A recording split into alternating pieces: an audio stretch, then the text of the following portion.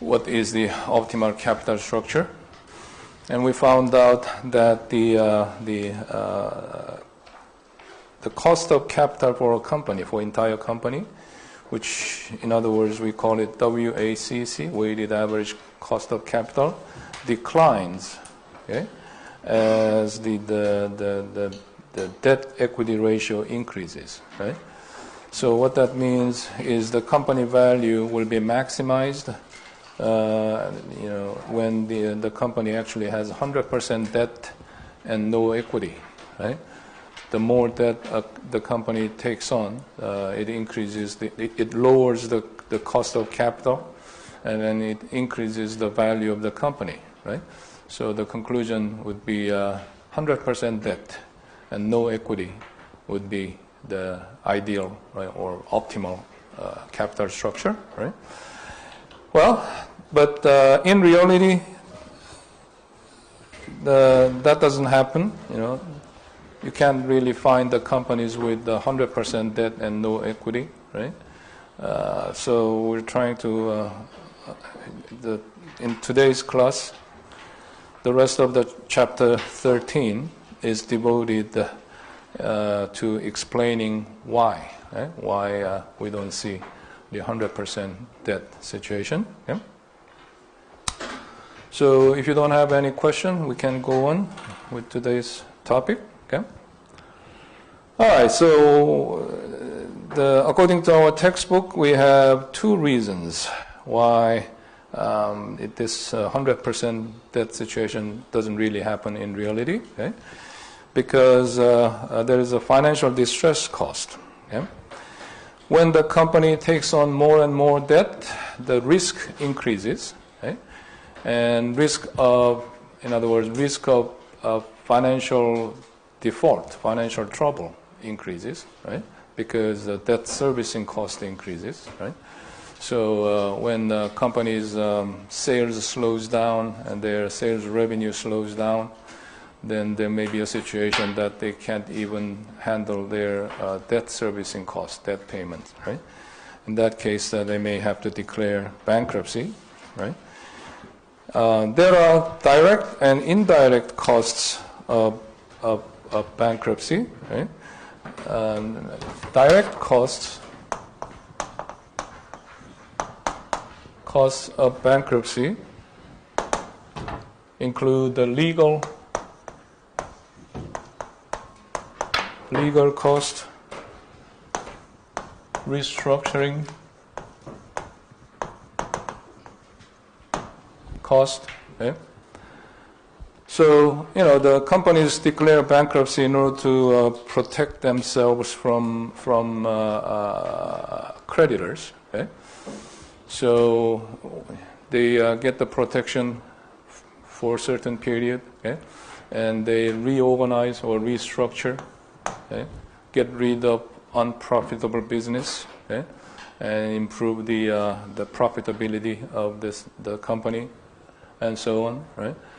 So, but in order to liquidate unprofitable section or sector of their business, they may have to get rid of it at fire sale price.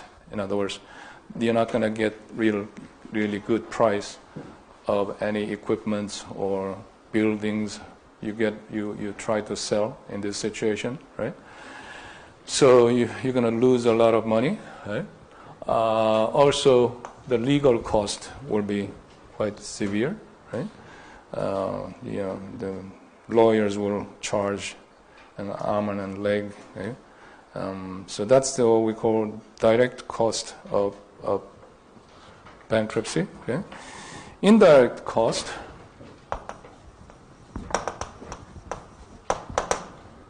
may include the loss of customers, suppliers, and employees.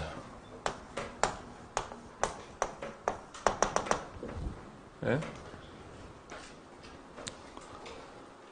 So when a company gets into a bankruptcy situation, right, restructuring situation, Of course, whether the company will get out of the bankruptcy eventually, that is even uncertain, right? So, first of all, you will lose a lot of customers, right? And also suppliers. Suppliers are as important as customers, right? You need really stable suppliers who supply all the materials and components to you for your business, right? But, when a company gets into bankruptcy, the suppliers think, well, when we supply our products to this company, there is a chance that we may not get paid, right? So, some of the suppliers may not be willing to supply anymore, right? And also employees. Some employees may look for another job, okay? And you may have to actually let go of a lot of employees to save costs. Okay? In any company, the payroll is the largest or the biggest proportion in the total cost, out of the total cost. Yeah? Payroll is the largest component. Okay?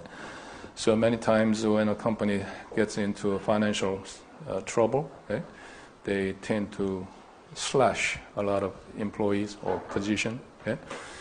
And when they finally get out of the bankruptcy, they may have to hire new employees. Okay?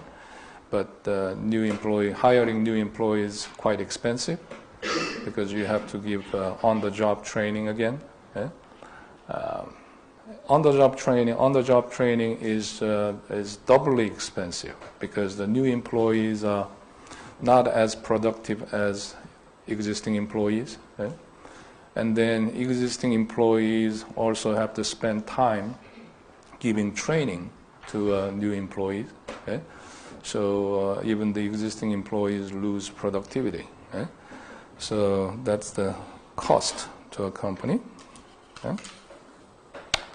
All right, so that's the financial distress cost. So the story is, in order to avoid this kind of situation, the companies will be reluctant to take on too much debt, right? I mean, if you think about just the capital structure, right, mathematically, then it's the more debt you take on, right, the company value is supposed to increase, okay? But then there is this financial distress cost, okay? So you don't want to get into that risky situation. Yeah? Agency cost. The beginning of last semester, we talked about agency problem. Okay? Can anybody describe what the agency problem is?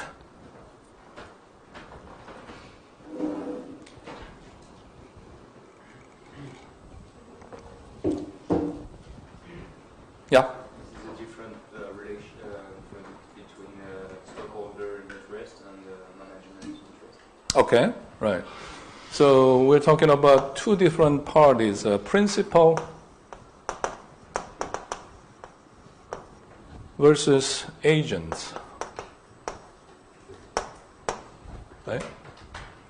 There are principals and there are agents. Okay? For example, in the situation of stockholders, stock owners, shareholders. Okay? Shareholders can be considered principals, right? Because they are the owners of the company, right? Then who are the agents? Agents are the people who are supposed to look after the interest of the principals, right? In other words, they are supposed to represent and work for the principals. Okay? So if shareholders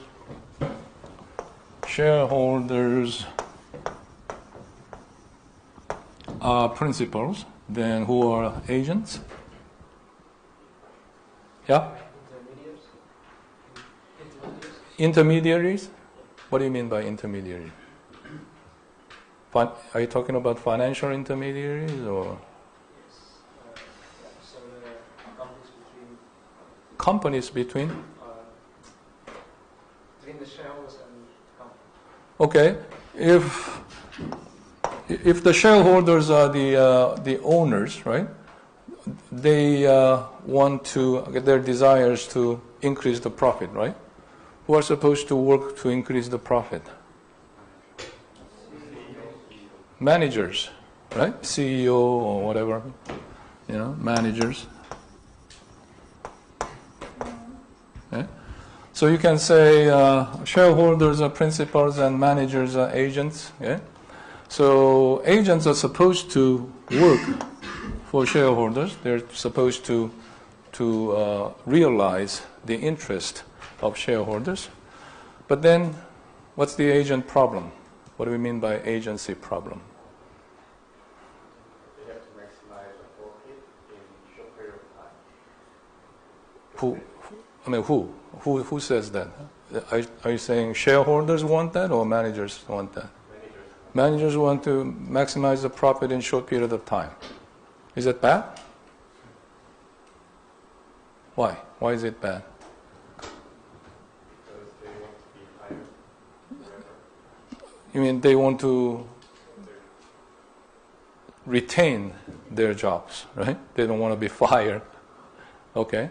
Yeah, that's, I guess, one of the examples, right? So the reason is, the manager, theoretically, what shareholders want is shareholder wealth maximization, right? That should be the ultimate goal of a company, right? And managers are supposed to maximize shareholders' wealth, right? But they may have their own goal, right? Because in order to maximize the shareholders' wealth, what that means is they have to do everything possible, they take on all the profitable projects, right? So they may have A, B, C, D, E, F. Let's say we have 6 potential projects, okay? And you calculate the net present value for all these projects, right? And it comes out to be, pretty large, positive, positive, positive, positive, negative, negative, right? Then, in order to maximize really shareholders' wealth, you have to draw the line here, right? And you're supposed to take on all 4 projects with positive expected or positive net present value, right? But in reality, managers may take on only 2 and forget about C and D, right? Because? Why would they do that? Too risky, right? Well, when you calculate net present value, you're supposed to consider the risk of all the projects, right? And considering the risk, you can calculate the expected monetary payoff, expected monetary value, right? I think we talked about it. You multiply the payoff times the probability of success, right? So when you calculate NPV, you were supposed to have done all that analysis, right? So considering all the risk, right? A, B, C, D comes out to be positive, comes out with positive NPV, right? Then you're supposed to, right? If you really want to maximize shareholders' wealth, right? You're supposed to take on all, 4 projects. But in reality, managers do not do that because even with a little bit of risk, right?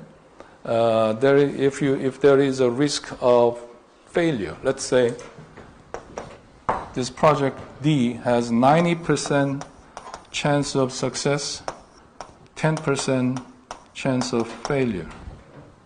Okay? Then the thing is, when you calculate all these probabilities into the EMV and reflect it in net present value, right? If it comes out to be positive, you have to take it, right? But the managers think, well, no matter how small the chance is, there is a chance of failure, right? And what happens if I fail, if this project fails? If it succeeds, then of course, it increases the value of the company, and it can make the shareholders happy, and I may even get promotion, right? But if it fails, I may lose my job, right? So that's the idea of conflicting goals, right? The shareholders want shareholder wealth maximization, right? Managers, their actual goal is preserving their job rather than maximizing the shareholders' wealth, right? So that's the nature of agency problem, right? The two parties have conflicting or inconsistent goals, right? Then we may have a problem, right? So here, well, what are we talking about? The shareholders attempt to maximize return by taking on more debt will eventually prompt protective restrictions from investors. So here, when we say investors here, apparently we are talking about debt holders or bond investors, bond holders, right? So here, instead of shareholders, we have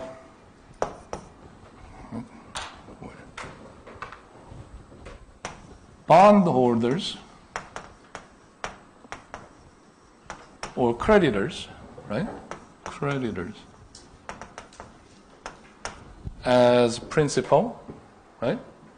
And who are the agents in this case? Who are the agents? It's right there. Stockholders, shareholders are agents in this case. Why? Because they have borrowed money from bondholders, right? So they are supposed to look after the investor's interest, right? When they borrowed money, they made a promise, right? They promised that after a certain period, right, they're going to pay back the money back, right, with interest. Well, actually, they make the interest payments every period, right? So that's what the bondholders want. They want their money back safely, right, with interest return, right? Shareholders, unfortunately, their goal is wealth maximization, right? Shareholders' wealth maximization, right? So in this case, the story is they may take on some risky project in order to, the first principle in finance is the higher the return, the higher the risk, right? If you want higher return, you have to take higher risk, right? So the shareholders may, try to use money for risky projects. Yeah?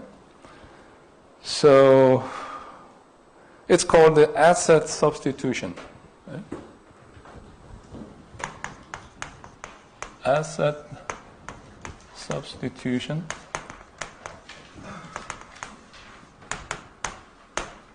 Asset substitution means the shareholders or the company raise capital saying that we're going to invest in some low-risk projects, right? But once the capital is raised, in other words, once the money is borrowed, they use it for riskier or high-risk project, right? That's the idea of asset substitution. Okay? So that's one case of agency problem. Okay? So eventually, when the company borrows more and more, and when the company invests money or uses money in riskier project, they're going to face some limitation, or what they call the protective covenants, okay, from these investors, the bondholders. Okay? They try to protect their money, right, from risky project. Right? So increasingly, they're going to require some conditions, okay? Conditions to be enforced when they lend their money. Okay? Okay, let me write it down here.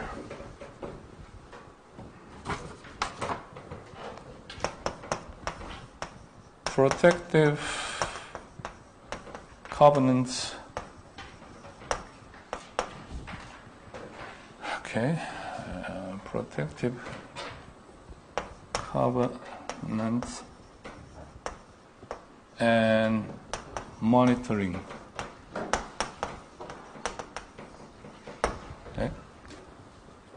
Protective covenants means when they invest their money into the company. In other words, when they purchase the bond, okay, they require a lot of conditions. They list all kinds of conditions, right? The company cannot take on more than certain amount of debt, right? So debt equity ratio or debt asset ratio has to be maintained below certain rate, right? And then they also require the kind of projects that the company can take on, right? And there may be some other many limits on type and amount of new debt that a company can acquire, right? So, they will be very restrictive, okay? And also, they may increase monitoring, okay? In other words, they want to know everything about what the managers do, right? So they require frequent reports, right, from the managers, right? And that will be quite expensive. That will be quite, it harms the operating efficiency, right? Increased monitoring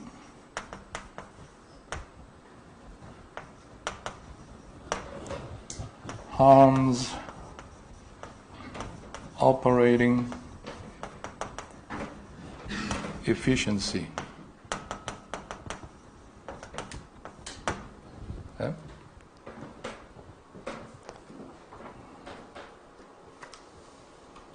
All right.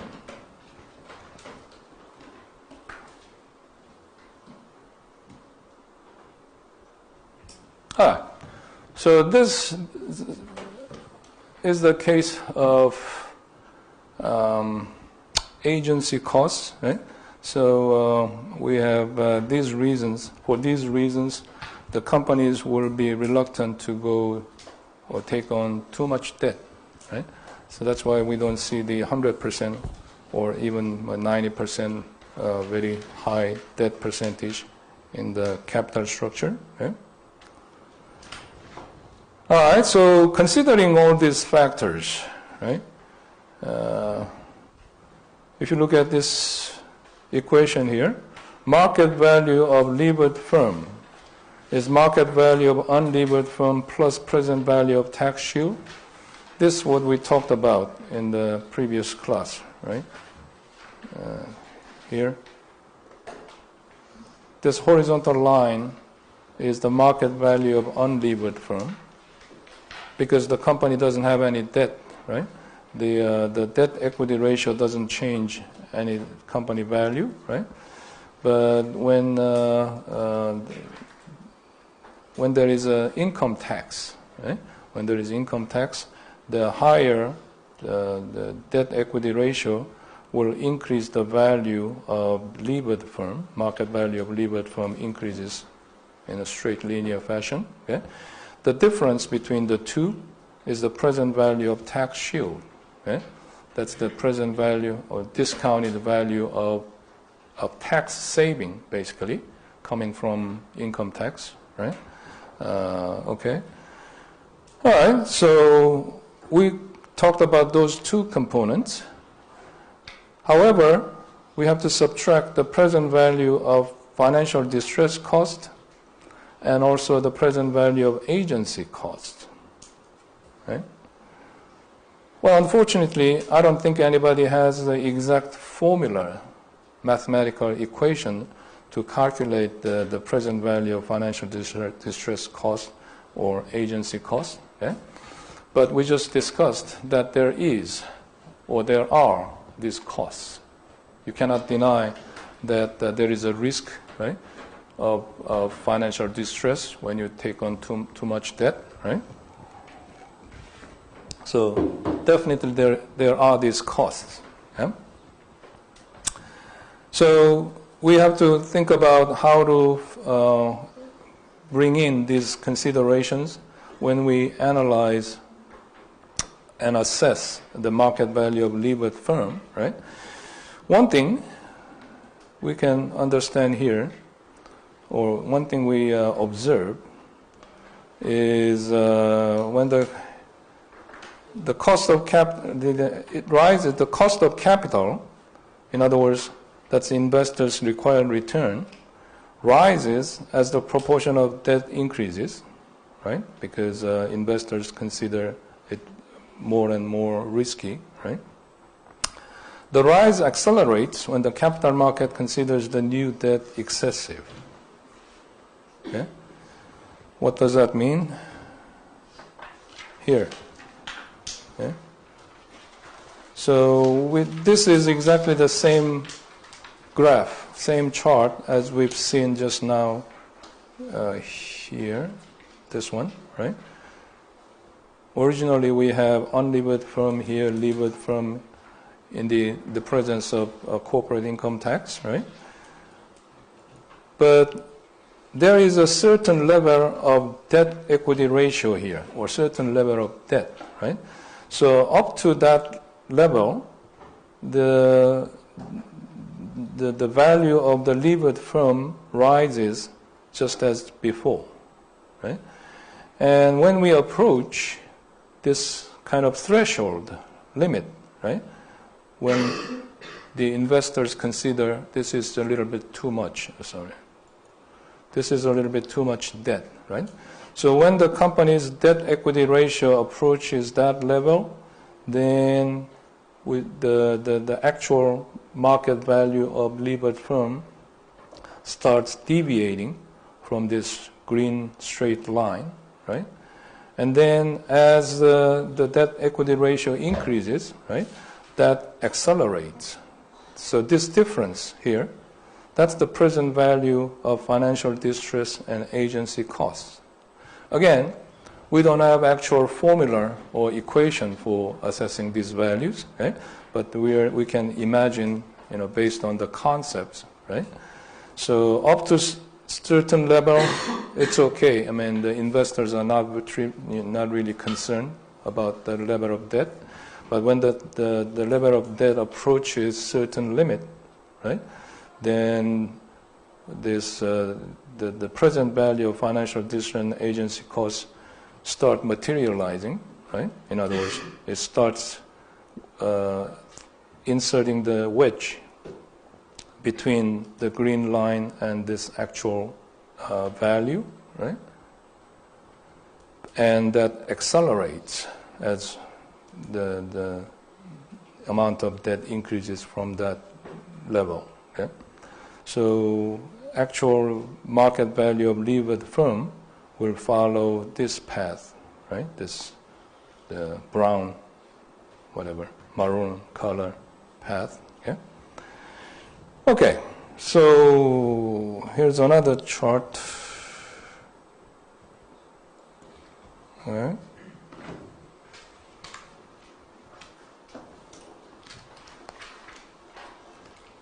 This is, you can compare this chart to this chart. Okay?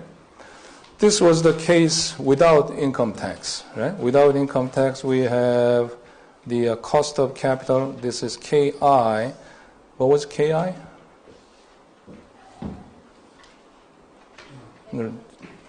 Just look at it here and tell me what it is. KI is after-tax cost of debt, right? And after-tax cost of debt, if there is no tax, right, then it just remains the same, right? It's not affected by the debt equity ratio, right? Cost of equity rises because when the company takes on more and more debt, right, investors consider it, or the equity investor we're talking about, right? Equity holders consider it riskier, right? So they will require higher and higher rate of return, right? So as a result, we come up with this weighted average cost of capital, right? This line declining, right? But when we consider, because if the KA, weighted average cost of capital, declines in this monotonic fashion, straight linear fashion, then of course the more the better, right? The more debt you take on, the average cost will be the lower, right? But when we consider the distress cost and agency cost, we can change that picture this way, right? So with the taxes, income tax, and the distress cost, right? We can understand it this way. This blue line, of course, is KI, right? It used to be straight line, right? But why does it increases slowly increases, and then after a certain point it starts accelerating? What's the story here?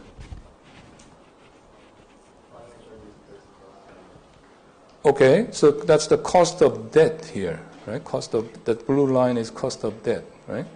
And if you don't consider financial distress cost or agency cost, right? It's supposed to remain flat, right? Horizontal, right? But when you consider the financial distress cost, when the company borrows more and more, this horizontal axis is financial leverage, debt equity ratio, right? So you can say, well, slowly, the investors or creditors this time, right?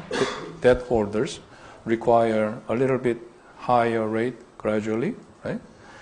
But when the debt equity ratio passes certain level, then suddenly it starts accelerating, right?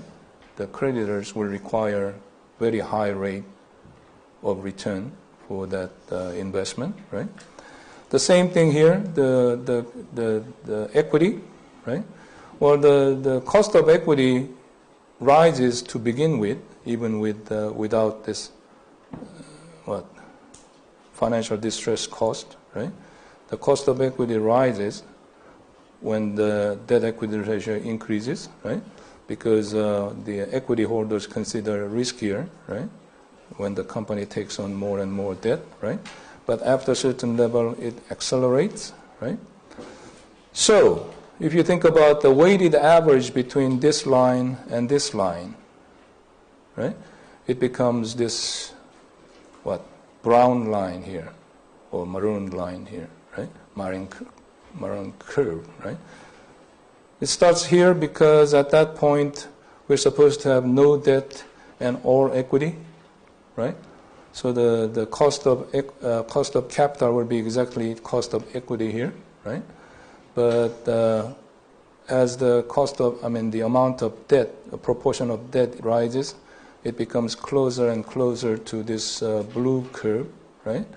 But at certain point, the cost starts going back up, right? Because of the distress cost and agency cost. Okay? So up to this point, more debt is better, right? Because that lowers the weighted average cost of capital. But after a certain level of debt, right, that financial distress cost and agency cost kind of takes over the benefit of taking on more debt, right? So the average cost rises back up, right? So we have this kind of U-shaped curve, right, for the average weighted average cost of capital. Okay? All right, so based on that, we can think about the market value of firm, right? If we have weighted average cost of capital this way, U-shape, right? Then we can think about the optimal capital structure, right? What is the concept of optimal capital structure?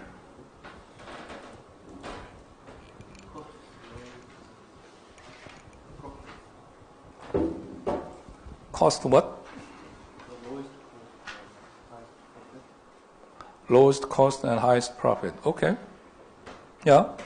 Yeah. So optimal capital structure is the capital structure where the cost of capital is the minimum and the firm value is the maximum, right? Because we're going to use cost of capital to discount the values of equity and debt, right? If you're using lowest discount rate, it's going to maximize the total value, right? So since we have this kind of U-shaped curve now on the cost of capital, we can think about the optimal level of capital structure, right? And at that point, firm value will be the maximum. Okay? That's the story here, right?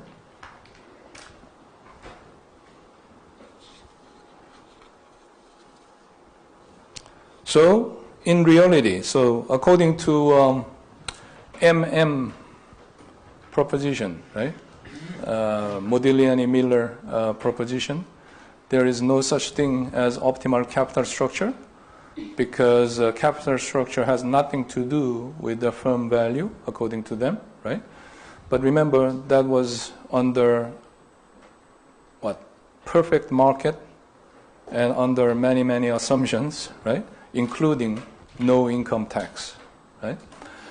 But when we bring in the income tax to the corporate profit, corporate income, right? Then we find out that, the debt equity ratio matters. The higher the debt equity ratio, the higher or the greater the firm value, right? So if you just think about it, then 100% debt, it will be better. But then in reality, we have this financial distress cost and agency cost, right? So considering all that, now our conclusion is there is such thing as optimal capital structure, okay? And this is how we're going to find out, right? Any questions so far?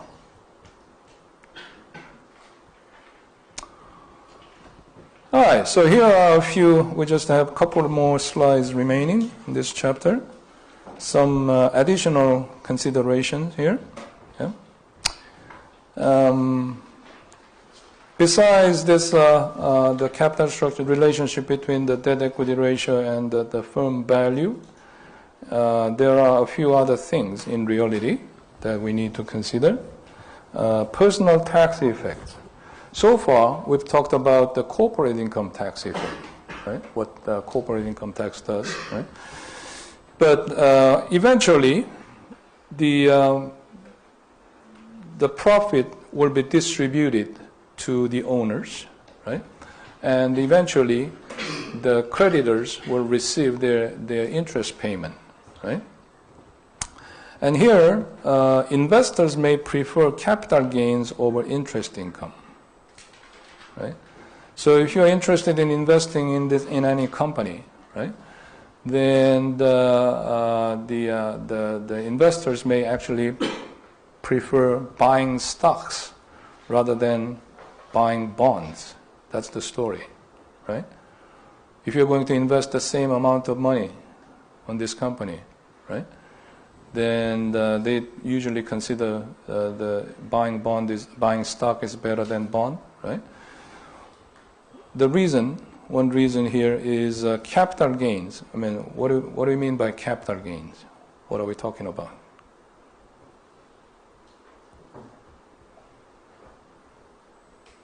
In this situation, in this example, what are we talking about by capital gain? when do you realize capital gain?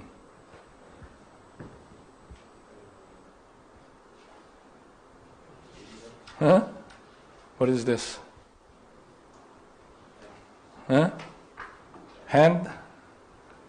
This is the first principle you learn when you start investing in stock. Buy low, sell high. Buy low, sell high. Right? A little bit after the bottom, you're supposed to buy. A little bit before the peak, you're supposed to sell. Right? Buy low, sell high. Right? So when you buy low and sell high, you realize capital gain. Right? The difference between the purchase price and selling price, that's the capital gain. Right? Well, that's a profit, and you are supposed to pay taxes on your profit, on your capital gain, right? Interest income is also taxed, right? But capital gain is usually taxed at lower rate than the interest income. Okay? So because of this tax policy, investors usually prefer capital gains over interest income. Okay? So when the companies try to decide whether they're going to issue more stocks or more bond, right? This may be one consideration. Right? Another consideration is industry effect. Okay?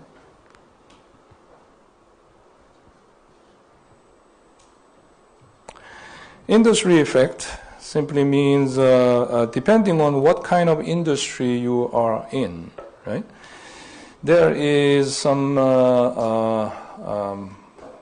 normal, what they consider normal debt equity ratio for each industry, right? Typically, if you are in financial industry or manufacturing industry, right?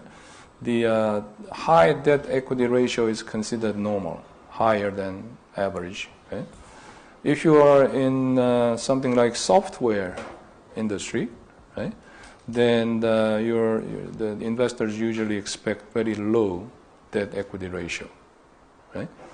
Well, the reason is if you are in financial, like banking or insurance company, right, then what you do is you borrow money at low interest rate and lend that money at high interest rate. And you make profit from that interest difference, right? So, when that's your supply. Right?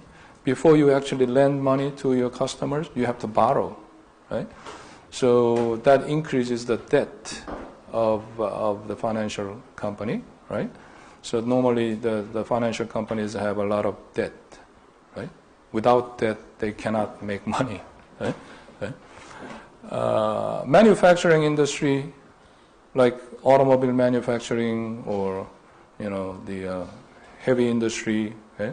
Well, you need a lot of equipment and facility. You need to invest a lot of money in the facility, right? So that naturally increases the debt. Okay? So here are a few examples. As of November 3rd, 2 days ago, okay,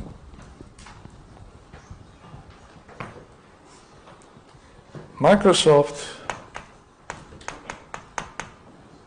debt equity ratio was 50% or 0.5. Right? You can either use 50% or 0.5. Okay? Walmart, which is retail industry, okay? 60.5%. Okay? Duke Energy is energy company producing electricity. Okay?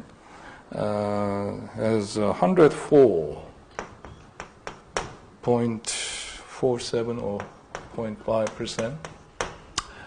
100% debt equity ratio is considered normal overall industry. I mean, across all the industries, right? Investors typically think 100% debt equity ratio is about normal, right? So 50-50%, right? 50% debt, 50% equity, right? Am I confusing you? If debt equity ratio is 100%, then the capital structure is 50-50, right? Okay.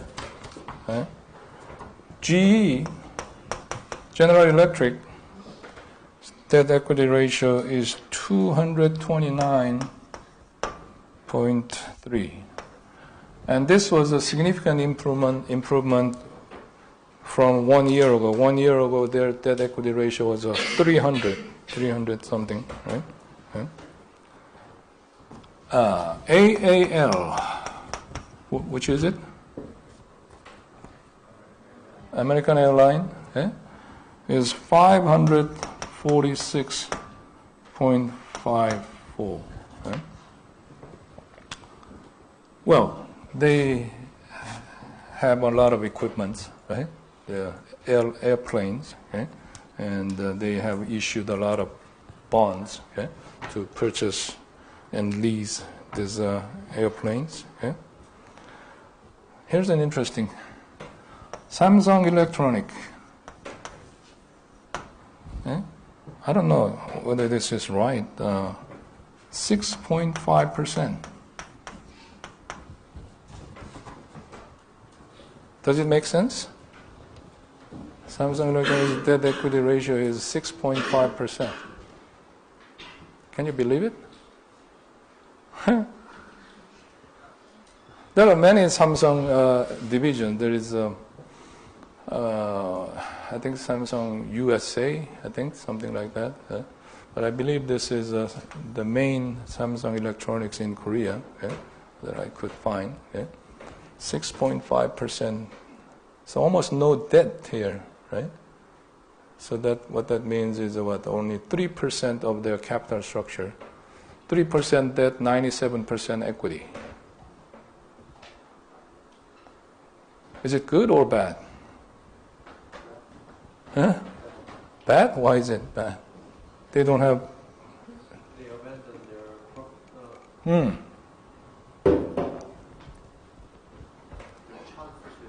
Right. Well, usually low debt equity ratio is considered good because, obviously a company doesn't have much debt and the risk of financial distress is very low, right? But if you have this low debt equity ratio, you can think of a couple of reasons that this is unusual. Okay? First one is that as the debt increases, what also the companies many times take on debt, and as a result, what increases? What? ROE, return on equity, right? Return on equity increases, right? So profitability to their owners, shareholders, right? That's ROE, right? Return on equity, right? So there's a lot of potential increase in profitability that they are sacrificing. Okay? Another thing you can think of is companies usually borrow money to what? Invest and grow, right? When they need to build another plant, another project, right? They usually borrow money, right? And if that is so low, well, perhaps they are making enough money, right, to reinvest, right? They don't have to borrow money. But that was the case with Microsoft until a few years ago, right? Microsoft barely had any debt, right? They were having too much cash. That was the problem, right? Uninvested cash, right? So, I don't know. Why don't you check this, verify this, whether this is correct number. That seems a little too low to me, right? All right, so that's the industry effect, right? So depending on industry you're in, there's what we call normal debt equity ratio, right? And market tends to reward the firms with this capital structure. In other words, what do we mean by market? Who's the market? Market tends to reward the firms.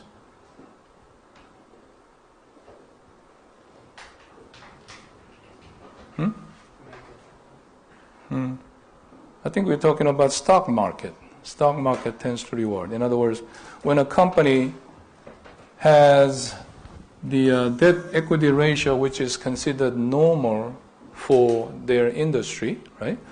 Their stock price is positively affected, right? On the other hand, if company has abnormal debt equity ratio, too high or too low, right? Then their stock price tends to be punished, okay? Or suffer in the stock market, right? That's the idea of industry effect. Signaling effect.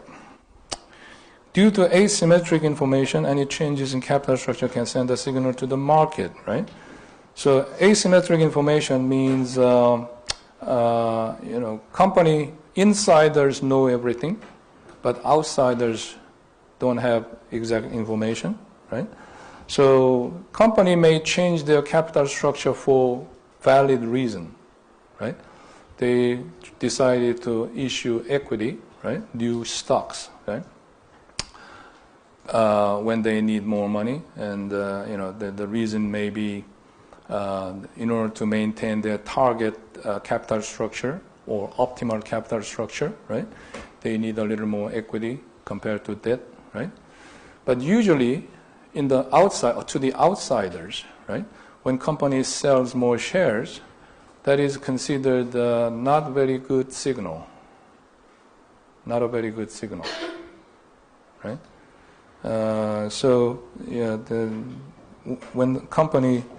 When they issue new shares, they have to be really careful. Okay? So many times the companies prefer debt offerings, the bond offerings, compared to the equity offering. Okay? After all, equity offering, when you issue more shares, what that means is you're increasing number of owners, right? And that means dividend per share goes down, right? So it's not good for the owners. You can say that, right? Okay, and finally, some other consideration: the pecking order theory about the capital structure, right?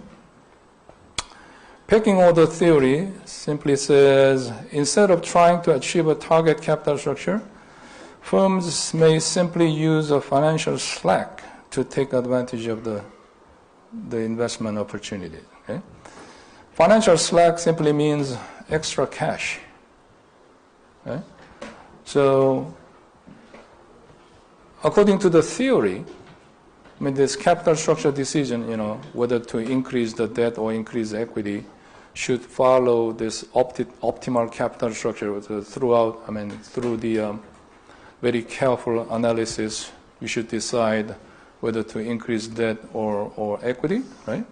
But in reality, right, what happens is whenever there is extra cash, right, the companies may repurchase their equity, right, or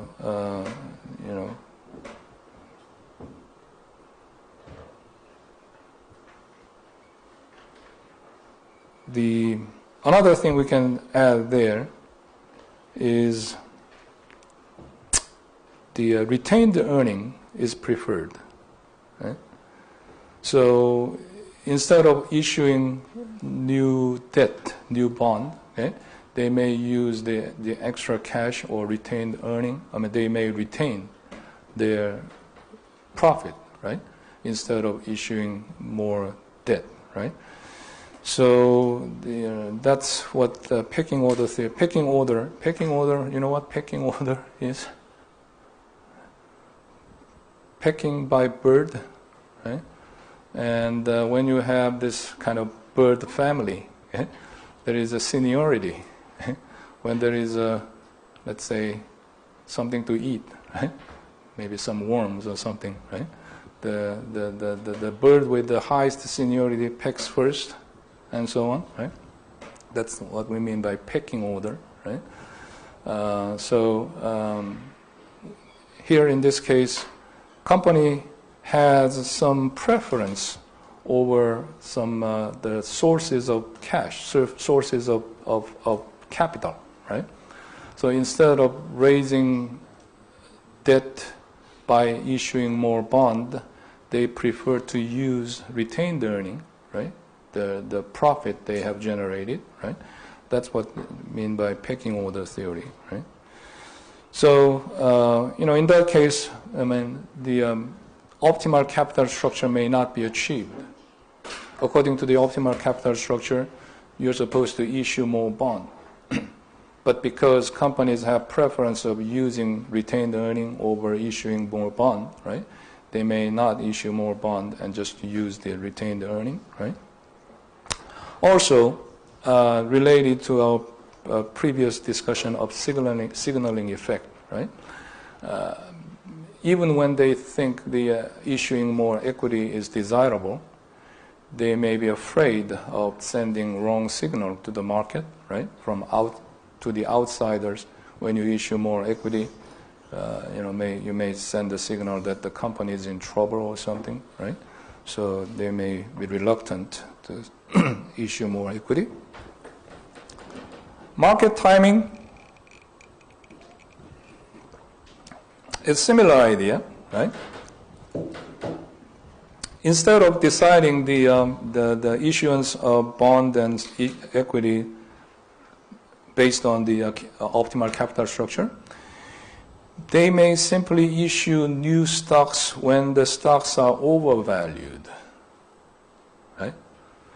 So depending on the market situation, maybe economy is strong or something, the stock price goes up, right? Their stock price goes up, right? Then company decides, well, this is a good time to sell more shares because you can sell them at high price. Okay? And in essence, what the company does in that situation is they are benefiting existing owners at the expense of new owners. Let me repeat again. Selling the new shares when the shares are overpriced. Okay? Overpriced means, for some reason, because of the demand and supply, right? The share price went up in the market, right? There is no really, intrinsic value increase in the company, right? So when you sell more shares at high price, the new owners are paying extremely, unreasonably high price, right? But, the company can raise capital at this high price, right? And of course, use that money to increase the profit, right? So existing shareholders benefit, but the new shareholders are paying very high price, right? That's the idea, right? So, many times they observe this kind of behavior in the market. When the stock price goes up, the companies issue new shares. Well, of course, right? So that's kind of a timing behavior, market timing. Finally, financial flexibility. Right? Actual debt ratios are much lower than optimal level because the managements are risk averse. Right? Managers are risk averse. They don't want to get into any trouble, right? If you follow the theory and bring the debt ratio up to the optimal level, you may be able to increase the company's profit and shareholders' wealth, right? The thing is, information is asymmetric. Again, what does that mean? Asymmetric, information asymmetric. Managers know everything. Managers have all the information, all the numbers. They crunch the numbers every day, and they know what the optimal level is, right? Shareholders have no idea, right? They have no information, no idea what the actual the situation and workings of the business, right? So what do shareholders see?